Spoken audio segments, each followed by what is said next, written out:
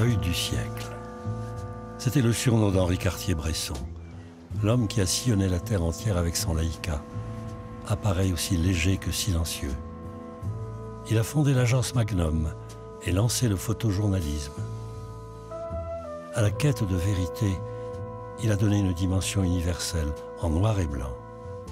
Il est resté rebelle à tout embrigadement.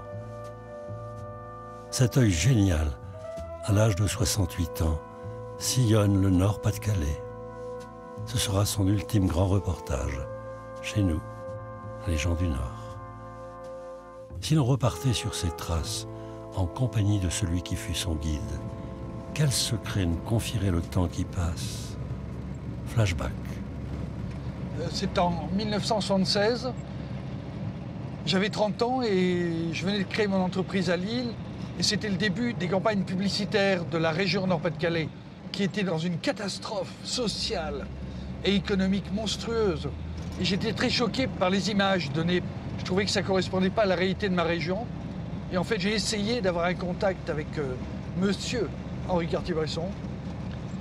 Et tous les gens de son entourage que j'ai contactés, les uns après les autres, m'ont dit qu'Henri Cartier-Bresson avait arrêté la photo depuis 4 ans, qu'il ne faisait plus que du dessin et que ce n'était pas la peine.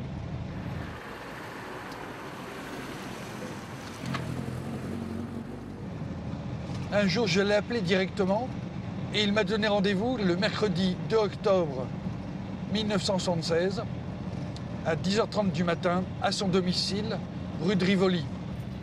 Je lui ai dit que j'avais besoin de lui, que j'avais besoin de son œil. Et Henri se retourne vers moi et me dit « Eh bien, on va le faire, monsieur Havard ». Et puis le lundi matin, à 8h tapantes, j'étais au pied de son domicile pour l'emmener à Lille. Et l'aventure a commencé.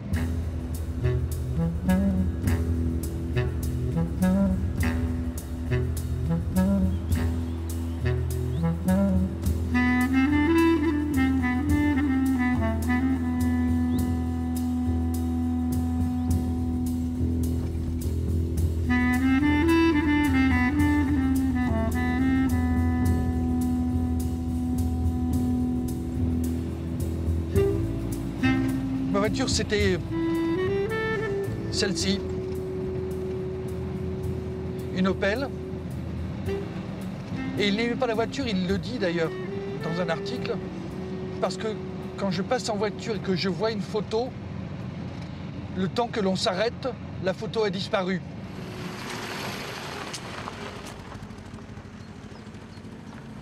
Il a une petite valise et ses 2 appareils photo en bandoulière, qu'il aura toujours pendant les 35 journées que nous avons passées ensemble.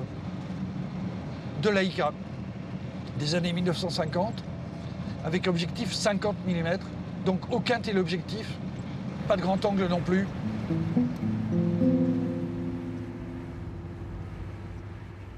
Purbu, Rochelle, Marle-les-Mines, Brûlé-la-Bissière, Calonne-Ricoire, Camblin-Châtelain, Divion, Oudin, Barlin, Ersin-Coupigny, Neux-les-Mines, Mazingarbe et sa plateforme chimique, on a tout fait. Gonnet, Faucreuil, Rumilly, Lédin, Manière, on a fait tout ça, crève-cœur. À Vennes-le-Sègue. Oui, on est allé là. On est allé là. Bien sûr qu'on est allé à Lille, Roubaix, Tourcoing, qu'on est allé à Dunkerque, Saint-Omer. Bien sûr qu'on a fait les grandes villes. Mais surtout, et c'est pour ça qu'on a fait 10 000 km, il adorait que l'on se perde. Il a fait 6 000 clichés. Ce sont ses chiffres. Et sur les 6 000 clichés, il en a retenu 57 qui ont fait cette exposition qui s'appelle « Images du pays franc », parce qu'à l'époque, le Nord-Pas-de-Calais s'appelait le pays franc.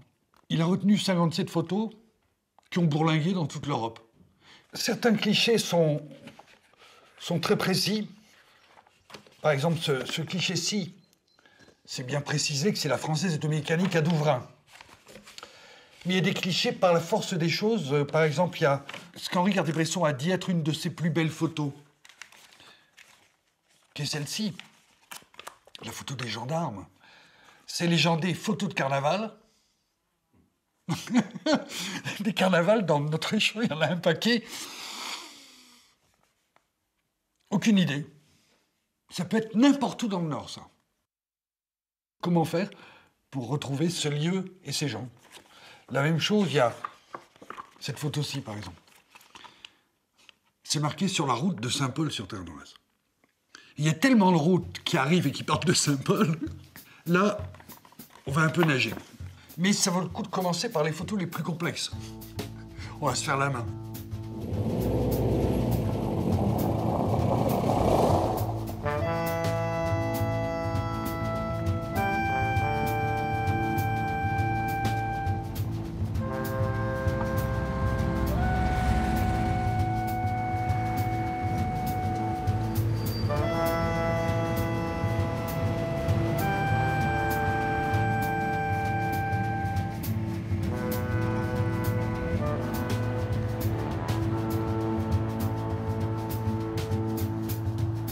Le seul indice, c'est le clocher. Il y a la colline avec des peupliers. Puis derrière, il semble qu'il y ait quelques très gros arbres.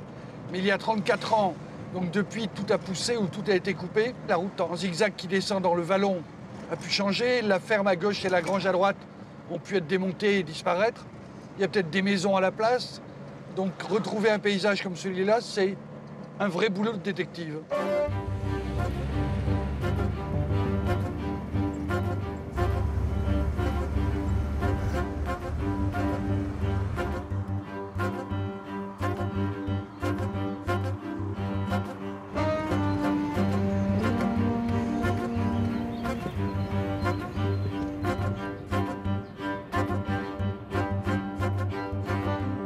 Je ne retrouve pas cette route.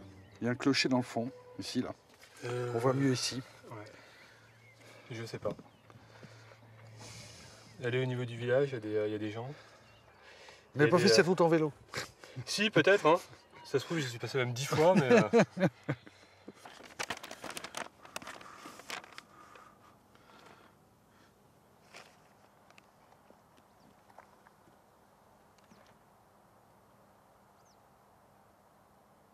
Je suis un peu perdu, là je crois qu'on est sur la route de Saint-Paul à Arras. On a fait Saint-Michel-sur-Ternois, on a fait Roëlcourt, on a fait Raucourt-Saint-Laurent, on a fait Marquet, on a fait Bailleul-le-Cornouaille, on a traversé. Et là, je crois qu'on est à Toufflin-Ricamé. Et je pense que le clocher qu'on voit, c'est soit Ligny-Saint-Flochel, soit Ternaz. On va aller voir.